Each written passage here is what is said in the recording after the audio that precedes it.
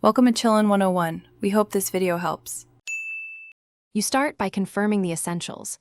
Make sure your Airtel plan supports 5G and that you are holding a 5G-capable phone.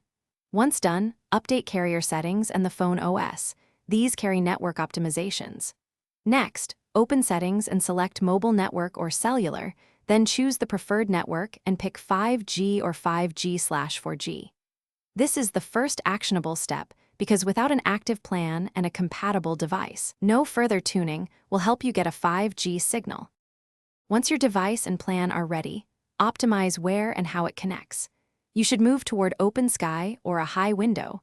5G frequencies are line of sight and weaken in basements or behind thick walls. Make sure your phone is set to automatic network selection so it can latch onto the best cell. Toggle airplane mode briefly to force reattachment.